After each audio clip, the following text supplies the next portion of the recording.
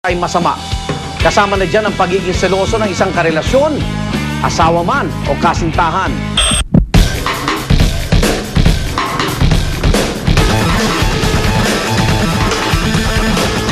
Ako si Jaime Ripalda, Chief Sergeant at Arms ng BPAT o Barangay Peacekeeping Action Team.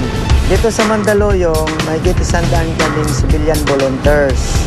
Sa umaga, may iba't iba kaming pinapasukan, trabaho. Dito sila nakatira, alam nila yung terrain. Sila yung pumupuno sa kakulungan ng bilang ng ating kapulisan. At sila rin po ang aming mga mata at tenga dito.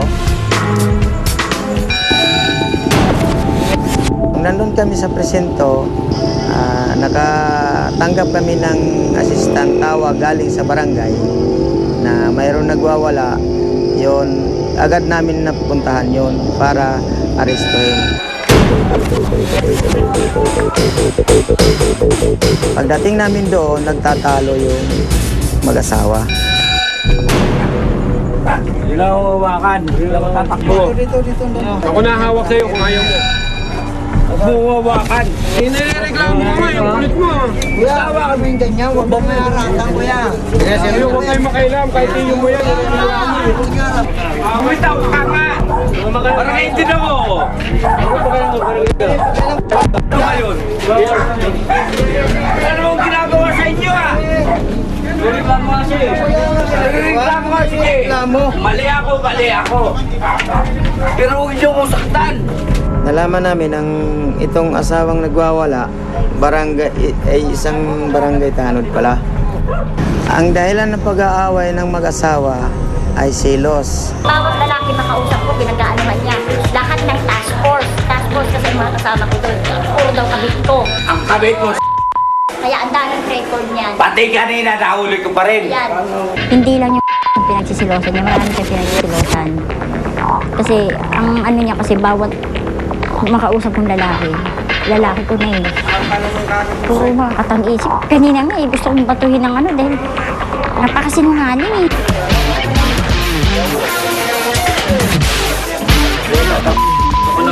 Diyan ka lang. Sa dulo ka. Nung makapagbigay sila ng kunting pahayag sa barangay, dinala namin sila sa ospital para sa medical check-up. Ano ba bang mamahal mo doon? Kalbo, panot. Ha? Oh, ang laki ng baba.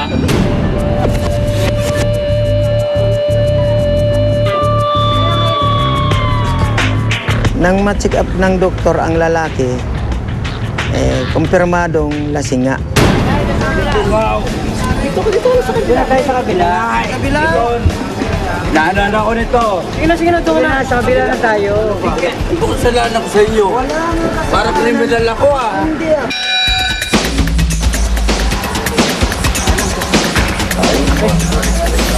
Sunod namin sa dinala doon sa women's desk. Marami kasing kinukomplain ng misis niya.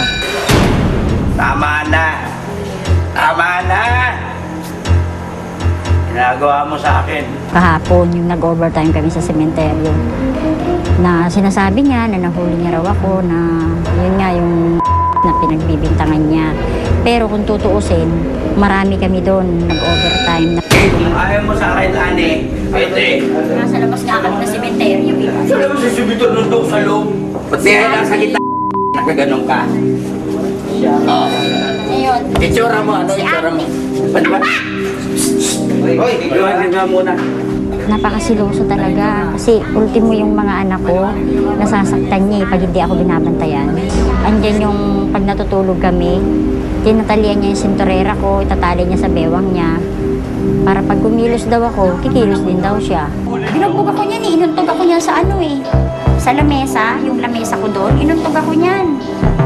Diba? Oo, diba? Oo. Oo. Naaway ko yung sinasaktan ko kami, tapos sinasaktan din ko na rin. Hindi, dito. 179. Anong oras pa nangyari? Ito May po. data ka pala dito na last November dahil sa pambato mo ng kutsilyo sa anak mo. Iba pa ho yun. Marami pa pala sa barangay, sabi Hindi nito. ho yun. Kasi pang lalaki nito. Anim na anak na kayo. Ilang taon na kayong kasal, Mrs.? 19 years. Sabi ko sa kanya, May ebidensya ba kayo? Basehan na nalalaki ang misis niyo? oo, niyapos siya, oy. Niyapos siya. Sino nagyapos sa kanya? Yung lalaki. Anong ginawa niyo nung nakita niyo Kung yun? nakalista ko rito. Ano yan? Utang nililista? Ako, inaano ko yan. Ituloy kasuhan yung asawa niyo at makukulong yan pag kinasuhan niyo. Wala saan magloko siya. So, ibig sabihin niyo nasa listahan mga petsa kung saan? Oo, kung saan ko siya nahuli. Pati lugar. Oo. So, anong ginagawa niyo pagkatapos niyo nililista? Wala lang, ordinaryong ano na lang. Hindi nga raw, ayaw sa umamin. Yun na nga kasi, yung mga kaso na ganyan, kailangan talaga, kahit na nakikita mo magkasama yung lalaki sa babae na suspect mo na magkarelasyon sila, we need na evidence talaga na to prove na may case nga ng adultery o concubinage yan ang papasok. Yung sinagamo ng demanda, hindi ako. Ayaw mo magdemanda, hindi ako magdidemanda. Ako hindi ko Para kaya. ilabas mo yung sinasabi mong totoong may lalaki ako. Hindi ko Dahil nga kung talagang kaya. totoong may lalaki ako, ilabas Dahil mo mahal yung kita. mga ebidensya mo. Sabi ko na sa'yo, Lagi niya sinasabi yan eh. Pag nag-aaway kami, na, sino yun? Sabi niya, alam mo ba, Lani, kaya ako ganito dahil mahal na mahal kita, ganun. Isinabihin niya pa nga ako isang beses na kahit mamatay ka, kukunin niya raw yung kalahating kamay ko. Hindi niya raw ipapalibing. Yung ganun, grabe nga pagkabaliw. alam nyo, wala sa amin nangyari sa buwan. Palagi masakit ang katawan niya. Eh, may trabaho si ata si Mrs. eh, street May sweeper. trabaho nga ako. Ako rin barangay ho.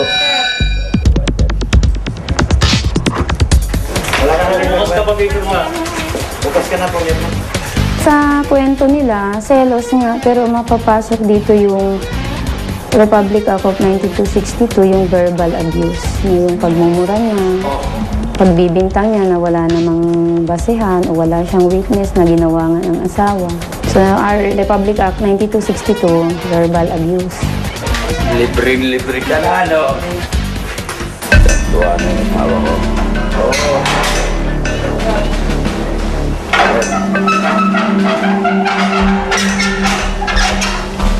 Itong itsura kung kailang dumami ang anak namin, saka siya naging ganyan. Sabi ko nga, Alvin, kung gusto kitang lukuhin noon pa. Gawin nila yung dapat talaga kasi asawa nila yan. Hindi naman yung to the point na saktan nila. Ayusin nila, gawin nilang legal.